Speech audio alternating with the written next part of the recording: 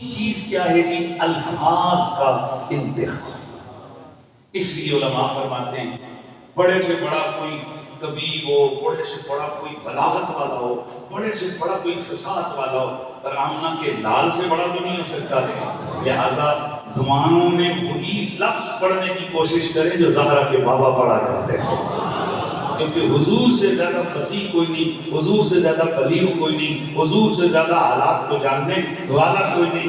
اس لیے کوشش یہ کرنی چاہیے کہ ہم زیادہ سے زیادہ ان الفاظ کے ساتھ دعائیں کریں جو الفاظ اللہ کے نبی ادا فرماتے تھے۔ اسی لیے علماء فرماتے ہیں اگر اور کوئی دعا یاد نہ ہونا تو سب سے بڑی جو دعا ہے وہ سورہ فاتحہ۔ کیا کر لو؟ سورہ فاتحہ پڑھ لو، کیونکہ سورہ فاتحہ اس کو سورۃ الدعاء بھی کہتے ہیں، اور سب سے بہترین لفظ ربنا آتنا فی الدنیا حسنہ وفی الآخرۃ حسنہ وقنا عذاب النار۔ یہ وہ الفاظ ہیں کہ ان کے مقابلے کا کوئی لفظ نہیں ہے۔ فی الدنیا حسنہ میں سب آ گیا، وفی الآخرۃ حسنہ میں بھی سب آ گیا۔ فی الدنیا حسنہ میں دنیا کی نعمتیں آ گئی، وفی الآخرۃ حسنہ میں آخرت کی نعمتیں آ گئی، وقنا عذاب النار یہ خاص قسم کی ایک دعا آ گئی۔ تو اس لیے کتنی چیزیں ہو گئی؟ چار۔ چوتھی چیز کون سی ہوئی؟ الفاظ دعا۔ پانچویں چیز کامان، بسم اللہ، آپ ذرا ہوش سے۔ پانچویں چیز مکان شریفہ۔ دعا ہر جگہ اللہ ہے، وہ شرک سے زیادہ قریب ہے، لیکن بعض مقامات ایسے ہوتے ہیں کہ جن مقامات کی برکت کے باعث، جن مقامات کی برکت کے باعث اللہ تبارک و تعالیٰ بندے کی دعا کو رد نہیں فرماتا۔ اس لیے میرے اللہ کا قرآن کہتا ہے کہ سب سے بڑا مقام کہ جس مقام کی حیا کر کے میرا اللہ بندے کی دعا کو رد نہیں کرتا وہ دربار محمد ہے۔ میں نے بولا تھا نا میں حضور کی بارگاہ میں بھی آؤں گا۔ اس لیے اللہ کے نبی سرور کون مقام پر اللہ کی وحی آئی، وَلَوْ أَنَّهُمْ إِذْ ظَلَمُوا أَنفُسَهُمْ جَاءُوكَ فَاسْتَغْفَرُوا اللَّهَ وَاسْتَغْفَرَ لَهُمُ الرَّسُولُ لَوَجَدُوا اللَّهَ تَوَّابًا رَحِيمًا۔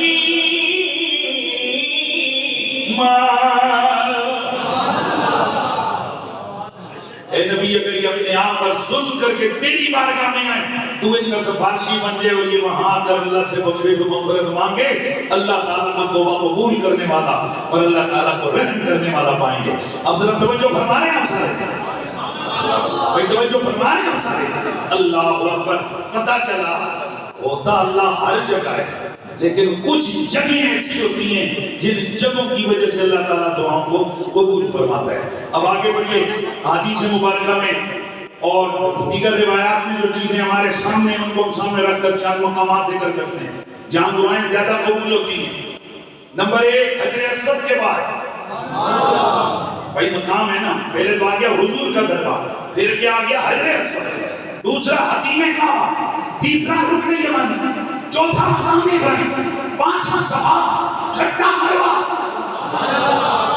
ساتواں میدان عرفات، آٹھواں مزدلفہ۔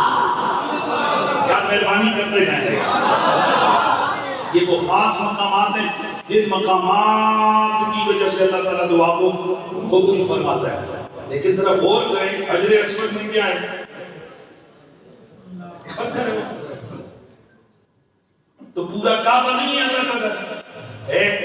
تو اس کعبے میں جب حج پہ گئے ایک دفعہ چکوال کے کچھ ماشاءاللہ کچھ لوگ میرے ساتھ تھے، 2005 کی بات کر رہا ہوں، تو وہ راستے میں میرا کان کھاتے رہے، شیر و تو میں نے دماغ خراب کر دیا۔ ایک ٹیچر تھا سکول، اس کا دماغ پتہ نہیں ویسے ہی تھا، تو مجھے بزرگوں نے منع کیا تھا رات کو مناظرے میں کہیں آج پہ تو اچھا میں چپ، میرا اس نے دماغ کھا لیا، میں چپ، میں کہا ٹھیک ہے کوئی بات نہیں۔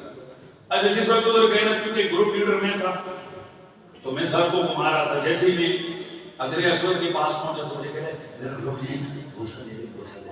میں رک، اللہ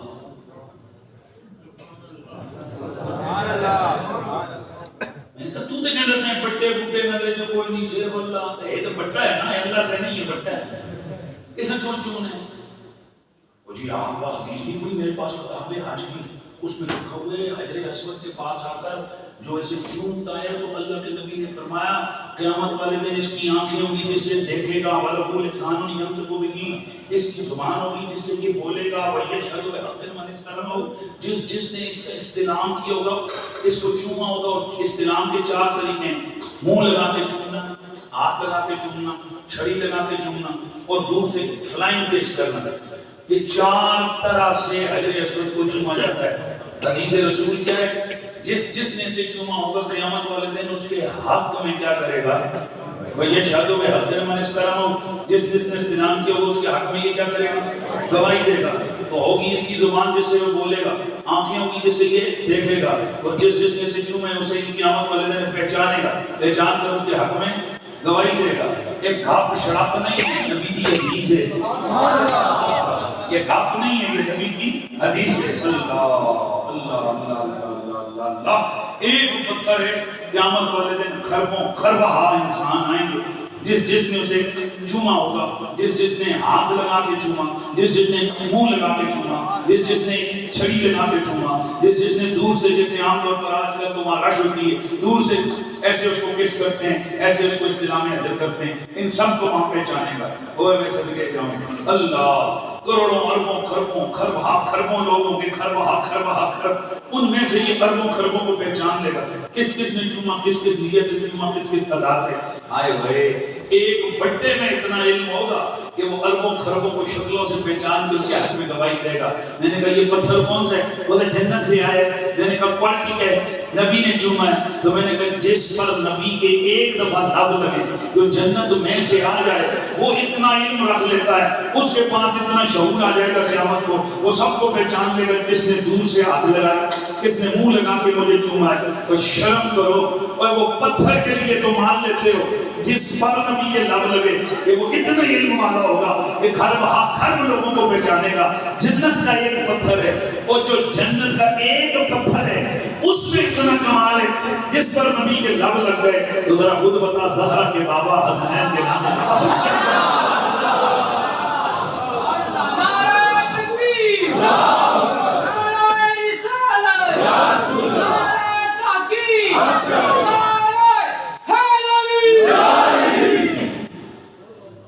کیا لفظ میں نے بولا؟ مقام شریفہ۔ دعا ہر جگہ قبول ہوتی ہے، لیکن کوئی خاص، بولو خاص مقام ایسے ہوتے ہیں جن خاص مقاموں کی وجہ سے اللہ تعالیٰ دعا کو قبول فرماتا ہے۔ کمان اب میں آ رہا ہوں تھوڑا سا سمجھانے کے لیے۔ یہ جو کہتے ہیں بابا تے شیعی کوئی اتر تو نہ بخاری پڑھی ہے نا مسلم تو نے پڑھی ہے۔ آؤ ذرا دیکھتے ہیں یہ بابے، ان بابوں کی مزار، ان بابوں کی قبریں، کیا وہ کوئی شے نہیں ہے؟ ان کی کوئی حیثیت نہیں ہے، یا وہ خود کوئی حیثیت نہیں رکھتے؟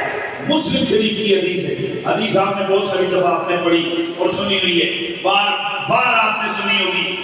اور میں کتنا لا آگئی حدیث ہے، ایک بندہ جس نے 99 قتل کیے، ایک دن ایک گیا بندے کے پاس، مولوی صاحب، میں لفظ مولوی بول رہا ہوں، حدیث بھی غلطی ہے، لیکن بندے کے پاس گیا، اسے کہنے لگا کہ کیا اللہ تعالیٰ مجھے بخشے گا، میرے اتنے گناہ سنتا، کیا گناہ کرنا؟ 99 کو تو کبھی نہیں کبھی کیا اللہ کرنا 99 کے 100 آگیا میں تیرے پوری اس کو بھی زدہ 100 مرڈر، 100 قتل۔ کچھ عرصہ گزرا، یوں ہی پھرتا رہا بدماش مان کے۔ ایک دن پھر خیال آئی ہے چلو کسی اور سے پوچھتے ہیں، کیا کوئی چانس نہیں ہے میری کوشش کرتا؟ اب کہ جس کو ملا نا وہ کوئی دل والا تھا، وہ کوئی حقیقت شناس تھا، وہ کوئی رازوں کو جاننے والا تھا۔ اس سے پوچھا جناب یہ بتائیے کہ کیا میری دعا، میری مغفرت ہو سکتی؟ اس نے کہا کتنے گناہ ہیں؟ اس نے کہا جی 100 قتل کیے۔ اس نے کہا بندے خدا، اللہ کا دربار بہت بڑا ہے، اللہ کی ذات بہت بڑی ہے، وہ کریم ہے، وہ رحیم ہے، وہ عظیم ہے۔ اگر تیرے گناہ اتنے زیادہ ہوں کہ زمین و آسمان سارے بھر گئے، اللہ کی رحمت ہے، یہ حدیث شریف ہے نا، کہ اللہ کی رحمت کا ایک قطرہ آ جائے سارے گناہ، اسی لیے کہنے والا کہتا ہے کہ ہم گناہگاروں کو تیری مہربانی چاہیے،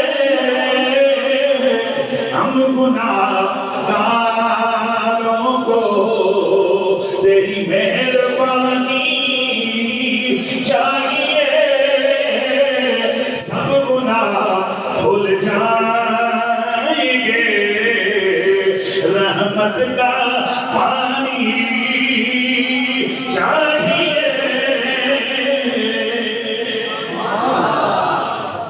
اے بندہ خدا، اللہ تیری دعاؤں کو قبول کرے گا، تجھے بخش دے گا، لیکن اس کے لیے تجھے کام کرنا پڑے گا۔ کہا بول کیا کام؟ کہنے لگا فلاں بستی کے اندر جاؤ، وہاں اللہ والے رہتے ہیں، مہربانی کریں اس بستی میں جاؤ، فلاں بستی وہاں اہل اللہ ہے، ادھر جا کے دعا مانگو، اللہ تمہاری دعا کو قبول کرے۔ وہ بھائی صاحب یہ نبی کی حدیث ہے اور مسلم شریف کی حدیث ہے۔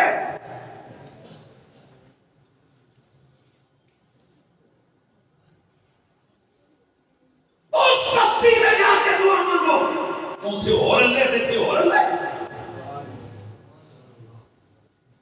یہ جو آج کہتے ہیں کہ کاروی ٹویٹر مانگو نا جی اللہ کاروی ٹویٹر ہو گئے، یہ گولوی شریف کیوں ہو جاتے، یہ فلانی شریف کیوں ہو جاتے، یہ ان کا جواب ہے ادھر آسمان مسلم شریف کی حدیث ہے۔ اچھا اس بستی میں جا کے مانگو جی، اس نے 2 قدم اٹھائے، ادھر ہی روح قبض ہو گئی، گر پڑا، لیکن گرتے گرتے اپنے سینے کو اس ولیوں والی بستی کی طرف گھسیٹا۔ لیجیے جب مر گئے اتنی دیر میں رحمت کے اور عذاب کے دونوں کے فرشتے آ گئے، رحمت والے کہنے لگے بخشا ہوا ہے، مغفرت طلب کرنے ولیوں کی بستی میں جا رہا تھا، عذاب والے کہنے لگے بخشا گیا تو نہیں نا، بھی جا رہا تھا، جھگڑا ہو گیا۔ اتنے میں اللہ تعالیٰ نے ایک اور فرشتے کو بھیجا جو ان کے درمیان فیصلہ کرے۔ اس نے کہا جھگڑو نہیں، ناپو، طے کیا وہ سفر زیادہ ہے تو بخشا گیا، اور اگر رہنے والا سفر جو ادھر اس کی دوری ہے ولیوں سے زیادہ تو جہنم میں لے جاؤ۔ پھر حدیث کے الفاظ میں حضور فرماتے ہیں اللہ تعالیٰ نے زمین سے فرمایا، حکم دیا اے زمین سمٹ جا، ایک طرف سے زمین سمٹ گئی اور دوسری طرف سے زمین کھل گئی، پھیل گئی، اور جب اس کو ناپا گیا تو ایک بالش ادھر کا میجرمنٹ بڑھ گئی جدھر ہی ولیوں کی طرف۔ یہ کون سے بالش تھے؟ یہ وہی بالش تھے جو سینے کے بل گھسٹ گئی اور آگے بڑھا۔ اب یہاں سے کیا اللہ کے نبی نے یہ ویسے ہی سنایا؟ رسول کی بات گپ نہیں ہوتی، نبی کی بات کہانی نہیں ہوتی، نبی کی بات امت کی تربیت کے لیے ہوتی ہے۔ حضور نے اپنی امت کی تربیت کی، اللہ ہوتا تو ہر جگہ، اور ان جگہوں پہ دعائیں زیادہ قبول کرتے ہیں جہاں اللہ والے رہتے ہیں۔ ہم انہی حدیث کی روشنی میں کبھی ہم گھوڑا شریف جا کے دعا مانگتے ہیں، کبھی ہم گھوڑا شریف جا کے دعا مانگتے ہیں، کبھی ہم جناب جنت البقیع شریف جا کے دعا مانگتے ہیں، کبھی مالا شریف میں جا کر دعا مانگتے ہیں، کہیں ہم داتا ولی کی قدموں میں جا کے دعا مانگتے ہیں۔ اور یہ اس لیے ہے، ہمارے نبی کی تربیت ہے، ہمارے لیے یہ رہنمائی ہے کہ اللہ ہے تو ہر جگہ، پر جہاں اللہ والے ہوں اس اللہ والوں کی بستی میں جا کر دعا مانگو، اللہ اس بستی کی دعا کو بھی قبول فرما دے۔